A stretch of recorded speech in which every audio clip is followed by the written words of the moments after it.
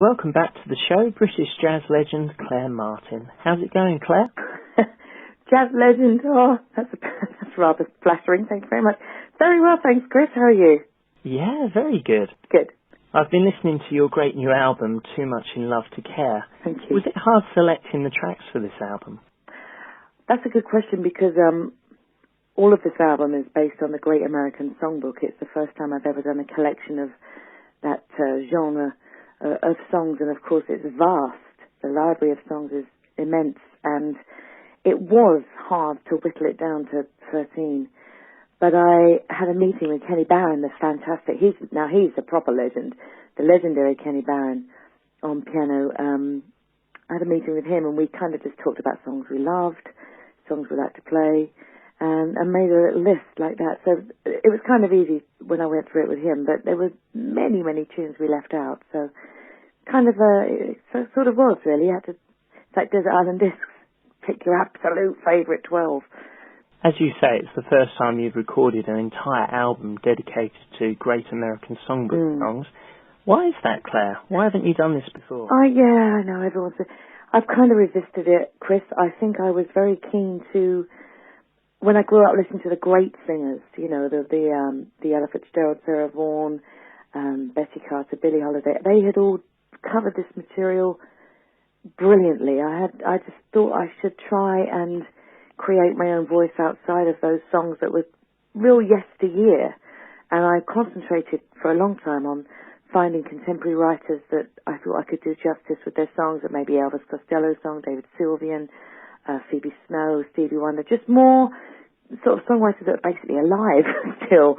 And even though I did a couple of standards in every, on every album, this time I thought I'd do this collection of optimistic standards just to see how it goes. People have been asking me to do this for a long time, especially my record company, Lynn Records. They called this the path of least resistance, and they really want me to try and create a bigger audience in America where they've just got new distribution, and this material will help me immensely because people will pick this album up and go, oh, I know that song, and have an instant familiarity with it.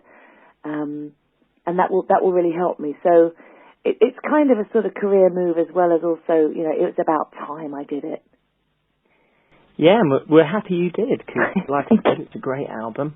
You recorded the album at Avatar Studios in New York City with some fantastic musicians. What was it like working with them? Oh, these guys are just the best of the best. And I mean, being in New York, singing the Great American Songbook with these great New York musicians, I felt very authentic, even though I actually am from Tooting Broadway. They were terrific. Kenny Barron was a dream, such a gentleman. I'd worked with Peter Washington, the bass player, before, but Kenny Washington I hadn't worked with in a studio setting, and he was just immaculately professional. And of course, Steve Wilson, who I'd worked with once before, played sax and flute, and they were just so brilliant and so fast. And even though I'd booked 2 days at Avatar, I think, on hindsight, we could have probably done it in a day. They were nailing it all in first takes, and they were charming and really keen to do their best. And yeah, it was an amazing experience for me, and I was very humbled, and I'm so thrilled they did it with me, you know, because they worked with the greats, so I was very, very flattered.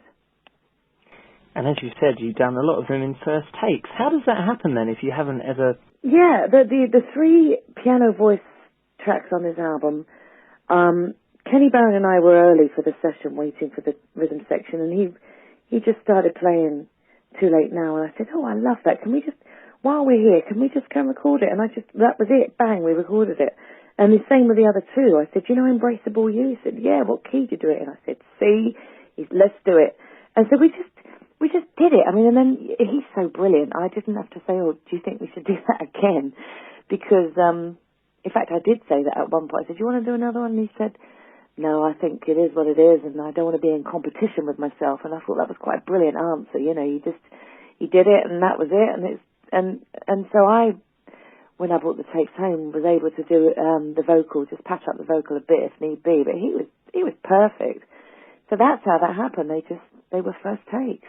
It's never happened before. It probably won't happen again now. It's quite magical. When was the last time you recorded in America? I did an album called Make the City Ours in 1997, which sounds like it was ages ago. In fact, it was quite a while ago. So that was the last time I did my first studio album. So this is my second one. Yeah, so as I say, Peter Washington played bass on that as well. So I've got quite a nice history with him, but I haven't been there for a while.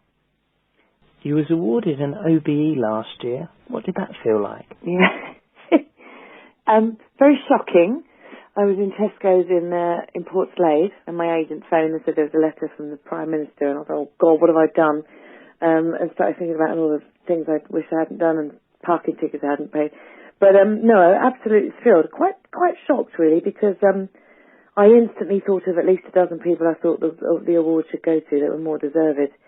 However, I was absolutely honoured, and to be an ambassador for this music and for any light to be shone on jazz and jazz musicians is terrific for the art form, because it's hard, it's a struggle, and lots of people have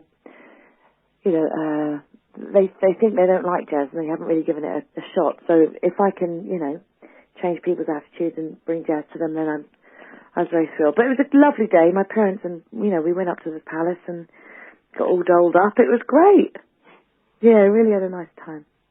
That's the thing about jazz, though, isn't it? It's not so mainstream, is it? It's really not. It's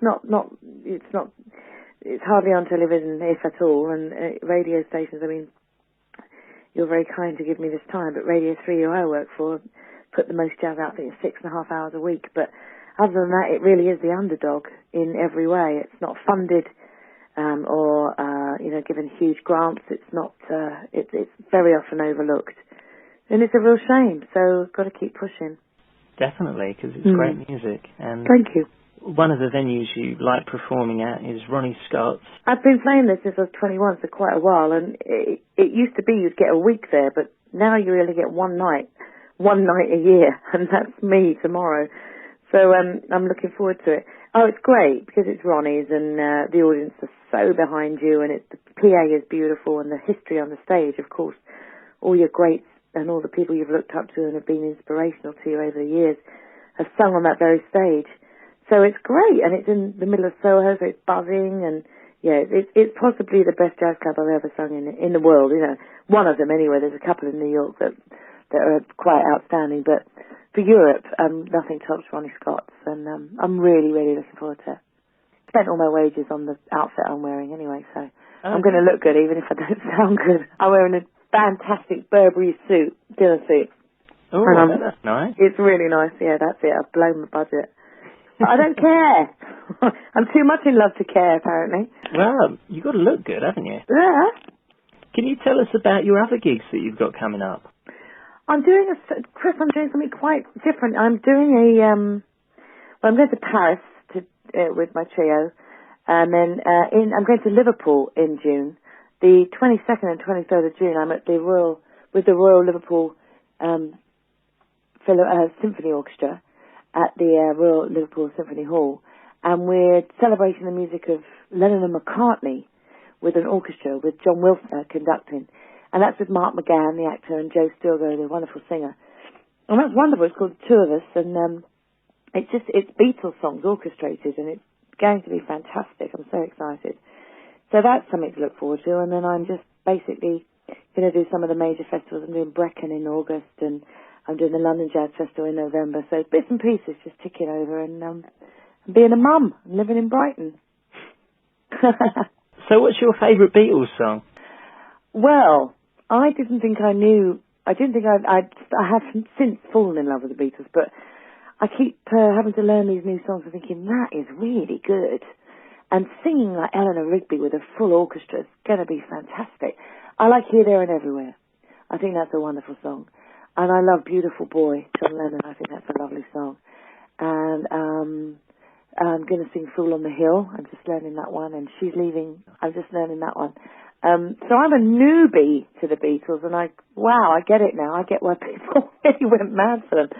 So, I think it'll have to be Here, There and Everywhere, though. Yeah, great music. Yeah, it really is. And Not jazz, but, you know, still the quality's great, and singing with an orchestra is always fun, whatever it is. So It adds a lot to a performance, doesn't it? I think it really does, because you walk through the strings and, you know, it just sounds so lush, and it's just wonderful having all those musicians on stage with you. Very lucky. Let's see how it goes down in Liverpool. I'm sure it'll go down well. Hope so. Off of your album, select a couple of songs for me. Which two would you like me to play? Oh, very sweet of you. I'd like you to play the title track, Too Much in Love to Care, because it's just fun and it's a rumba and it's the title of the album. And I'd also like you to play maybe the last song, Too Late Now, which is a beautiful song by Burton Lane and Aaron J. Lerner, and it was done in one take for both of us, for myself and Kenny Barron, and it's a very, very favourite song of mine, so that would be really nice, the piano voice duet at the end. Great. Well, thanks a lot for coming on the show, Claire. Pleasure. Thank you for having me, and I hope we meet.